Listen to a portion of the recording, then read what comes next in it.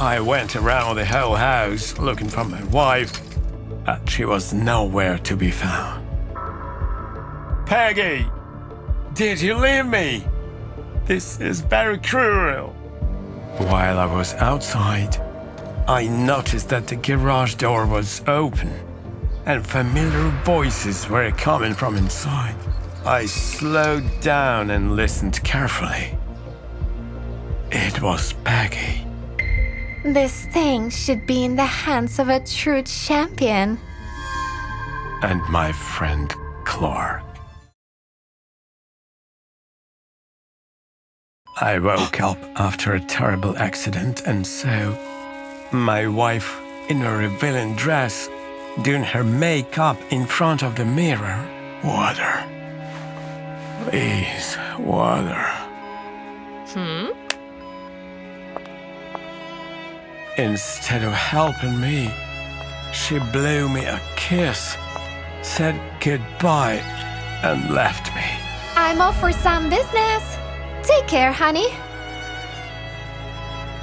I reached for the glass, but my fingers wouldn't listen to me. Peggy drove me home the next day, folded the wheelchair, and looked at her manicure. I tried to get into the wheelchair by myself, but nothing worked, and I was ashamed to ask for help. My strength left me, and I fell at Peggy's feet. Even this didn't draw my wife's attention. The first thing I saw when we got home were the trophies. I won them all in motorcycle races. Now, next to them, I felt insignificant.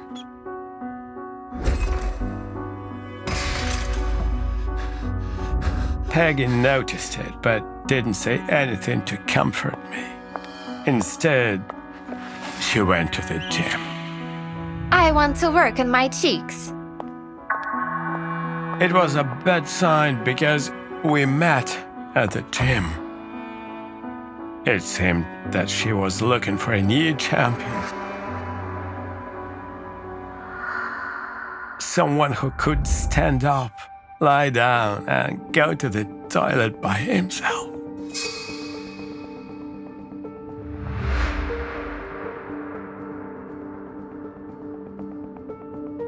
I was a stranger in the house I had built. It was supposed to be a winner's nest, not a loser's. And I felt like I was losing Peggy. After all, when we got married, several people warned me that this beauty would only be with me while I stayed on the top. I had no evidence of her cheating on me, and I couldn't follow her while in a wheelchair. So I asked my best friend to do it for me. Clark watched Peggy for several days and assured me that she wasn't seeing other men. Gym, beauty salon, girlfriends, you can relax. But that feeling of peace didn't last very long. When I once again knocked over the trash can in the restroom, I found among the toilet paper and cotton pads Peggy's wedding ring. Damn, Peggy, what's going on? I couldn't take it anymore. We needed to talk. I went around the whole house looking for my wife, but she was nowhere to be found. Peggy, did you leave me?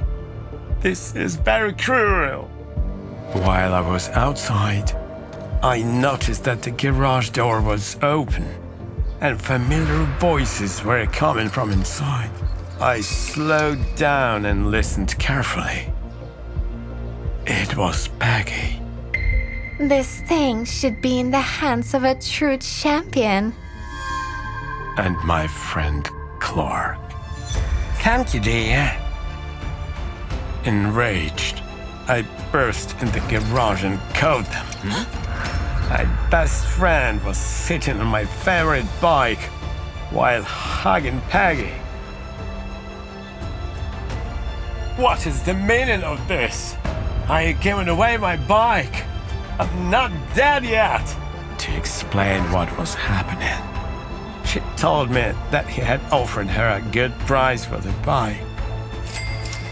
I agreed to it because your treatment is eating up all of our savings. I didn't believe a word she said.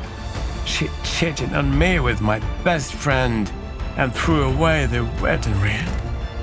I concentrated all my anger into my fist and threw the wedding ring against the wall.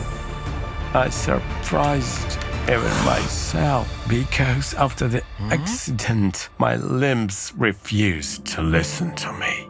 However, anger seemed to restore my strength and desire to get off. I bid farewell to Peggy and called my physical therapist. I worked every day, from morning till night, to bring back the real me. The champion who could do anything.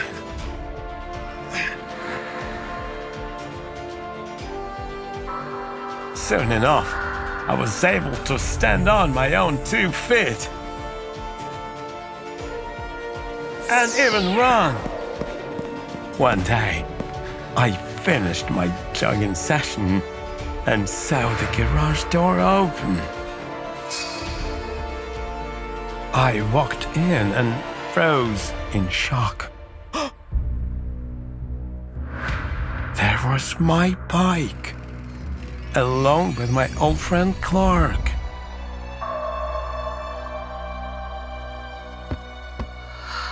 Clark told me that I should get my wife back as well, and that there was nothing between him and Peggy.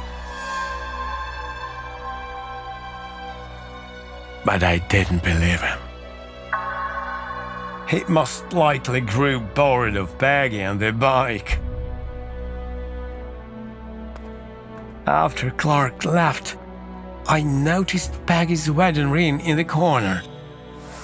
It had been lying there since we last saw each other. I wanted to throw it away, but hesitated.